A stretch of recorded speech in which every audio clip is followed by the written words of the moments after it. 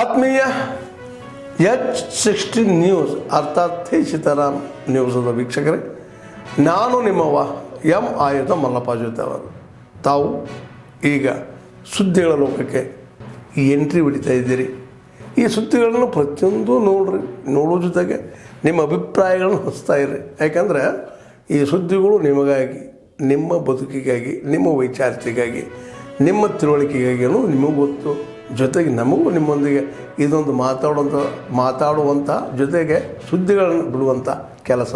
ಈ ಕೆಲಸದಲ್ಲಿ ನಾವು ನಿಮ್ಮೊಂದಿಗಿದ್ದೀವಿ ಅಂತ ಹೇಳ್ತಾ ನೋಡ್ತಾ ಇರಿ ಈ ಸುದ್ದಿಗಳನ್ನು.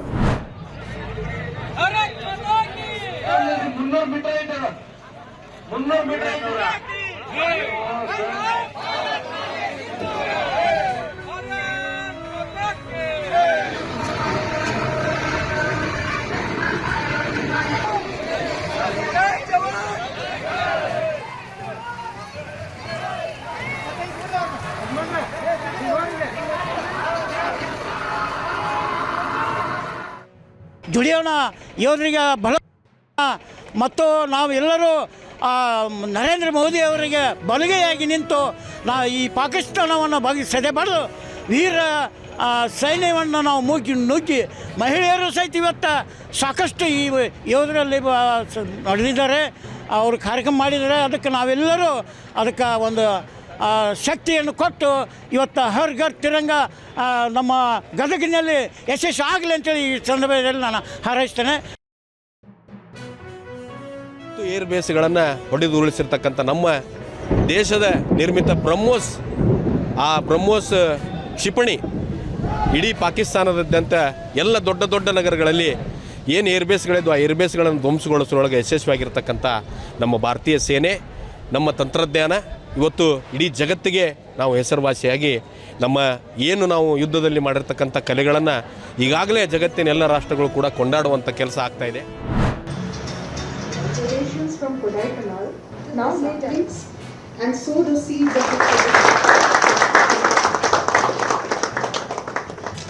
Hold on to it.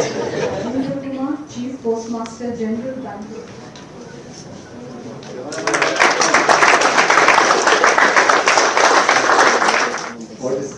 High altitude observatory in County. Kodaikanal was chosen as the ideal location for a new facility to study the sun. The Solar Physics Observatory at Kodaikanal started functioning with a 6-inch telescope. On the centenary of this discovery, NSVG has been observing the sun in white light records in the world.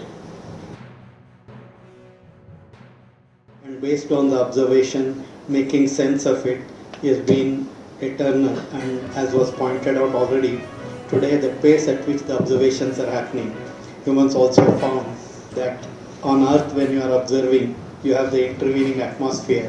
So you have to go beyond Earth and you are seeing like our own Aditya or many other telescopes which are being put in orbit, which do not have the limitation of atmosphere coming in between the celestial body and observing systems.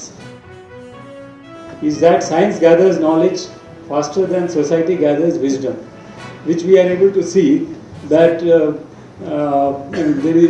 we are now drowned in so much of knowledge and information that and so what the society comes out is more of misinformation than wisdom. So that's a very important thing for us to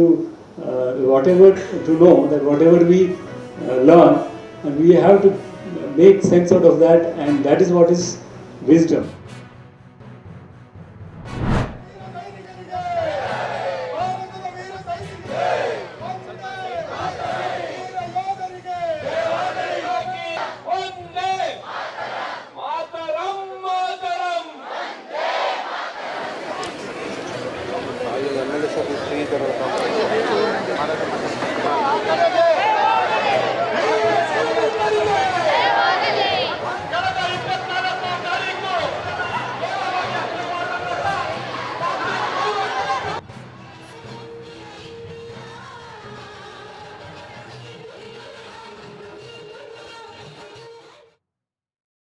ಸಂಘಟಿಸಿರುವ Tiranga ಯಾತ್ರೆಯಲ್ಲಿ ಭಾಗವಹಿಸುವುದು ಅತ್ಯಂತ ಸಂತೋಷದ ವಿಚಾರ.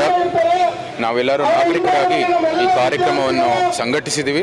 ಉದ್ದೇಶ ಒಂದನೇ, ನಮ್ಮ ಸೈನಿಕರಿಗೆ, ಭಾರತದ ಸಶಸ್ತ್ರ ಸೇನಾ ಪಡೆಗೆ ಒಂದು ಗೌರವ ಅಭಿನಂದನೆ ಮತ್ತು ಬೆಂಬಲ ಸೂಚಿಸಲಿಕ್ಕೆ ಒಂದು ಅವ್ರಿಗೆ ಕೃತಜ್ಞತೆಗಳನ್ನು ಸಲ್ಲಿಸಲಿಕ್ಕೆ ಈ ಕಾರ್ಯಕ್ರಮವನ್ನು ಸಂಘಟಿಸಿದ್ವಿ. ಇಲ್ಲಿ ಸಮಸ್ತ ಮೈಸೂರಿನ ನಾಗರಿಕರು, ಅನೇಕ ಸಂಘ ಸಂಸ್ಥೆಗಳು, ಶಾಲೆಗಳು ಎಲ್ಲರೂ ಕೂಡ ಕೈ ಜೋಡಿಸಿದ್ದಾರೆ. ನಮ್ಮ ಸೈನಿಕರು, ನಿವೃತ್ತ ಸೈನಿಕರು ಸಹ ಇಲ್ಲಿಗೆ ಬಂದು ದೊಡ್ಡ ಸಂಖ್ಯೆಯಲ್ಲಿ ಭಾಗವಹಿಸಿರುವುದು ಎಲ್ಲರಿಗೂ ಕೂಡ. ಪಾಕಿಸ್ತಾನದ ವಾಯುನೆಲೆಯನ್ನು ಧ್ವಂಸ ಮಾಡಿರುವಂಥ ನಮ್ಮ ದೇಶದ ಸೇನಾಪಡೆಗಳಿಗೆ ನಾವು ನಿಮ್ಮ ಜೊತೆ ಇದ್ದೀವಿ ಎನ್ನುವಂಥದ್ದನ್ನು ಪ್ರದರ್ಶನ ಮಾಡುವ ಸಲುವಾಗಿ ಅವರ ಮೇಲಿನ ಅಭಿಮಾನಕ್ಕೆ ಪ್ರೀತಿಗಾಗಿ ಇವತ್ತು ಭಾರತೀಯ ಜನತಾ ಪಾರ್ಟಿ ತಿರಂಗ ಯಾತ್ರೆಯನ್ನು ಹಮ್ಮಿಕೊಂಡಿದೆ. ಇದರಲ್ಲಿ ಪಕ್ಷಾತೀತವಾಗಿ, ಧರ್ಮಾತೀತವಾಗಿ ಮೈಸೂರಿನಲ್ಲಿ ರ್ಯಾಲಿ ನಡೀತಾ ಇದೆ. ನಿರಂತರವಾಗಿ ಕಾಪಾಡಬೇಕಾದಂತಹದ್ದು ದೇಶಗಳ ಧರ್ಮ. ಪ್ರಕ್ಷುಬ್ಧ ಮನಸ್ಸಿನ ವ್ಯಕ್ತಿಗಳು ಯಾರೇ ಇದ್ರೂ ಕೂಡ ಅಂತಹ ಶಕ್ತಿಗಳಿಗೆ ಬೆಳೆಯಲಿಕ್ಕೆ ಅವಕಾಶವನ್ನು ಕೊಡದೆ ಆಯಾ ಸಂದರ್ಭದಲ್ಲೇ ಅದನ್ನು ನಾಶಪಡಿಸಿದ್ರೆ ಜಗತ್ತು ಶಾಂತಿ ನೆಮ್ಮದಿಯಿಂದ ಇರಲಿಕ್ಕೆ ಸಾಧ್ಯ ಆಗುತ್ತೆ. ಆದರೆ ಅನಿವಾರ್ಯವಾಗಿ ಇಂತಹ ಸಂದರ್ಭ ಈ ಕಾರಣದಿಂದಾಗಿ ಮತ್ತೊಮ್ಮೆ ಜಗತ್ತಿಗೆ ಭಾರತ ಹೇಗೆ ಸದೃಢವಾಗಿ ಬಲಿಷ್ಠವಾಗಿದೆ ಅಂತ ತೋರಿಸಲಿಕ್ಕೆ ಒಂದು ಅವಕಾಶವನ್ನು ಆ ವಿಪರೀತ ಮನಸ್ಸುಗಳು ತೋರಿಸ್ಕೊಟ್ಟಿದೆ. ಸಿಂಧೂರದ ಆಪರೇಷನ್ ನಮಗೆ ತುಂಬ ಒಳ್ಳೆಯದು ಅಂತ ಅನಿಸ್ತಾರೆ ನಮಗೆ. ಇದು ಇಷ್ಟಕ್ಕೆ ಅಲ್ಲ, ಇನ್ನೂ ಕೂಡ ಈ ನಮ್ಮ ದೇಶವನ್ನು ಕಾಪಾಡಬೇಕಾದ್ರೆ ಇನ್ನೂ ಕೂಡ ಅದನ್ನು ಪ್ರತಿಕ್ರಿಯೆ ಮಾಡಲೇಬೇಕಾಗುತ್ತೆ. ಇಷ್ಟರಲ್ಲಿ ಮುಗಿಯೋದಿಲ್ಲ. ಇದು ಹಲವು ವರ್ಷಗಳಿಂದ ಇದು ನಡೀತಾನೆ ಬಂದಿದೆ. ಇದನ್ನು ಮುಂದುವರೆದರೆ ಇದು ಇನ್ನು ಮುಂದಕ್ಕೆ ನಮಗೆ ನಾವು ತಂದುಕೊಡುತ್ತೆ ಅಂತ ಹೇಳಕ್ಕೆ ಇಷ್ಟಪಡ್ತೀನಿ. ಸೈನಿಕರಿಗೆ ಅಭಿನಂದನೆ ಸಲ್ಲಿಸಲು ಸಾವಿರಾರು ಸಂಖ್ಯೆಯಲ್ಲಿ ಜನರು ತಿರಂಗ ಯಾತ್ರೆಯನ್ನು ಕೈಗೊಂಡಿದ್ದೀವಿ. ಈ ಸಾವಿರಾರು ಸಂಖ್ಯೆಯಲ್ಲಿ ಹೆಚ್ಚಿನ ಮಹಿಳೆಯರೇ ಭಾಗವಹಿಸಿದ್ದಾರೆ. ಜನಗಳ ನಾಗರಿಕರಿಗೆ ತಿಳಿದಿದೆ ಇವತ್ತು ಏನು ಪೆಹಲ್ಗಮ್ಮಲ್ಲಾದಂತಹ 26 ಹಿಂದೂ ಗಂಡು ಮಕ್ಕಳ ಕುಂಕುಮವನ್ನು ಅಳಿಸಲು ಹೋದಂತಹ ಉಗ್ರರಿಗೆ ಸರಿಯಾಗಿ ಬುದ್ಧಿ ಕಲಿಸಿದಂತಹ ಸೈನಿಕರು ತಿರುಗೇಟು ಕೊಟ್ಟು ಇವತ್ತು ಜಯಗಳಿಸಿ ಬಂದಿದ್ದಾರೆ.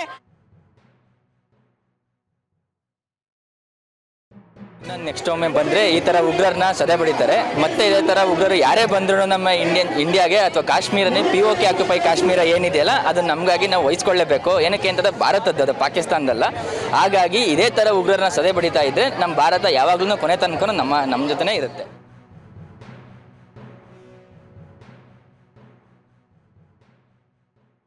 ಸಿಂಧು ನಡೀತಾ ಇರೋದು ನಮ್ಮ ದೇಶದ ರಕ್ಷಣೆಗೋಸ್ಕರ. ನಾವು ಪಾಕಿಸ್ತಾನ ವಿರುದ್ಧ ಯುದ್ಧ ಮಾಡೋದಕ್ಕೆ ತಯಾರಿದ್ದೀವಿ. ನಾವು ಬೆಂಬಲಿಸಕ್ಕೆ, ನಮ್ಮ ಸೈನಿಕರನ್ನ ಬೆಂಬಲಿಸಕ್ಕೆ ನಾವು ತಯಾರಿದ್ದೀವಿ.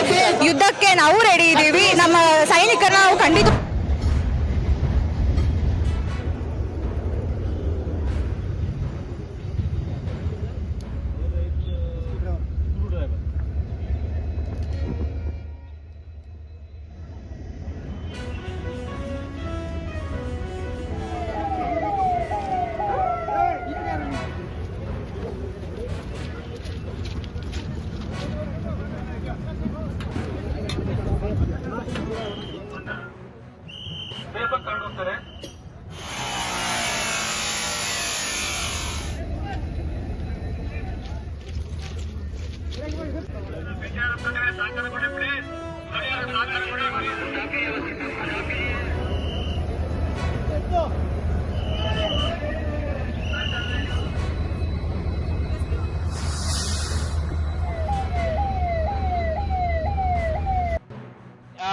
ರಾಷ್ಟ್ರೀಯ ವಿಪತ್ತು ನಿರ್ವಹಣಾ ತಂಡದಿಂದ ಒಂದು ಸಿಬ್ಬಂದಿಗಳು ಬಂದಿದ್ದಾರೆ.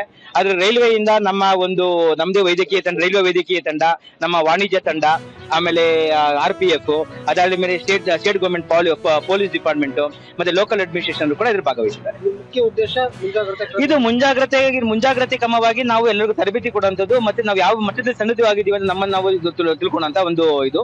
ಸೊ ಈ ಮೂಲಕ ನಮ್ಮ ಸಿಬ್ಬಂದಿಗಳು ಕೂಡ ಇದೊಂದು ಒಳ್ಳೆ ತರಬೇತಿ ಸಿಗುತ್ತೆ. ಸೊ ಇದು ನಾವು ಇಂಥ ಸಂದರ್ಭದಲ್ಲಿ ಮುಂದಕ್ಕೆ ಹೇಗೆ ನಾವು ತ್ವರಿತವಾಗಿ ಕಾರ್ಯನಿರ್ವಹಿಸಬಹುದು ಅನ್ನೋದ್ರ ಬಗ್ಗೆ ನಾವು ಇನ್ನೂ ಹೆಚ್ಚಿನ ಅಂತ ಒಂದು ಈ ಮೂಲಕ ನಾವು ಅದನ್ನ ಅನುಭವ ಪಡ್ಕೊಳ್ಳೋಕೆ ಪ್ರಯತ್ನ ಮಾಡ್ತೀವಿ. और NDRF की टीम भाग ले रही है. इसमें एक सिनेरियो बनाया गया है जिसमें कि एक यात्री ट्रेन डिरेल हो जाती है, जिसके 2 कोच पटरी से उतर जाते हैं और उसमें यात्री जो है फंसे हुए हैं, घायल कुछ हो जाते हैं. उनको निकालने के लिए रेलवे की टीम्स और NDRF की टीम यहाँ पे बुलाई गई है, जिसमें NDRF की टीम को बताया गया है कि एक कोच में जो AC का है उसमें से कुछ विक्टिम्स को निकालना है, तो एनडीआरएफ की टीम ने साइड से और ऊपर से कट करके कम इलांग की मदद से विक्टिम्स को निकाल रहे हैं और उनको फर्दर ट्रीटमेंट के लिए हॉस्पिटल भेज रहे हैं। NDRF ಒಟ್ಟಿಗೆ ಮತ್ತೆ RPF ಮತ್ತೆ ರೈಲ್ವೆ ಸಿಬ್ಬಂದಿಯವರೊಟ್ಟಿಗೆ ಮತ್ತೆ ಸಿವಿಲ್ ಡಿಫೆನ್ಸ್ ಎಲ್ಲರೂ ಸೇರಿ ಒಟ್ಟಿಗೆ ಈ ಕಾರ್ಯಾಚರಣೆಯನ್ನ ಮಾಡ್ತಾ ಇದೀವಿ. ಇದರಿಂದ ನಮಗೂ ಒಂದು ಒಳ್ಳೆ ಅನುಭವ. ಮತ್ತೆ SDRF NDRF ಒಟ್ಟಿಗೆ ಕೆಲಸ ಮಾಡೋದ್ರಿಂದ ನಾವು ಅವರಲ್ಲಿ ಏನು ಒಳ್ಳೆಯ ಇನ್ನು ಎಕ್ಸ್ಪರ್ಟ್ ಏನ್ ನಾವು ಕಾರ್ಯಾಚರಣೆಗೆ ಉತ್ತಮವಾದ ಅಂಶಗಳಿದ್ದಾವೆ ಅವನ್ನೆಲ್ಲ ತಗೊಳಕ್ಕೆ ನಮಗೊಂದು ಒಳ್ಳೆ ಅವಕಾಶ ಸಿಕ್ಕಿದೆ. ಆತ್ಮೀಯರೇ, ಎಲ್ಲ ಸುದ್ದಿಗಳನ್ನು ನೋಡಿದ್ರಲ್ಲ, ಏನು ಅನಿಸ್ತು ನಿಮಗೆ? ಇದರಲ್ಲೇ ನಿಮ್ಗೆ ಲೈಕ್ ಆಗಿರ್ಬೋದು, ಡಿಸ್ಲೈಕು ಆಗಿರ್ಬೋದು, ಕಾಮೆಂಟ್ ಬೇಡಪ್ಪ ಅಂತೂ ಅನಿಸಿರ್ಬೋದು, ಕಾಮೆಂಟ್ ಮಾಡಬೇಕಪ್ಪ ಅನಿಸಿರ್ಬೋದು, ಶೇರ್ ಮಾಡಬಾರ್ದಪ್ಪ ಅನಿಸಿರ್ಬೋದು, ಅದು ಮಾಡಬೇಕು ಅನಿಸಿರ್ಬೋದು. ಏನಾದರೂ ಆಗಲಿ ಶೇರ್ ಮಾಡ್ತಾಯಿರಿ, ಈ ನ್ಯೂಸ್ಗಳನ್ನ ಹಂಚ್ತಾ ಇರಿ, ಜೊತೆಗೆ ಇದಕ್ಕೆ ಸಬ್ಸ್ಕ್ರೈಬ್ ಆಗ್ತಾಯಿರಿ ಅಂತ ಹೇಳ್ತಾ H16 ನ್ಯೂಸ್ ಅರ್ಥಾತ್ ಹೇ ಸೀತಾರಾಮ್, ಇದು ಸತ್ಯದ ಕೈಗೆ ನಡಿ. ವಂದನೆಗಳು.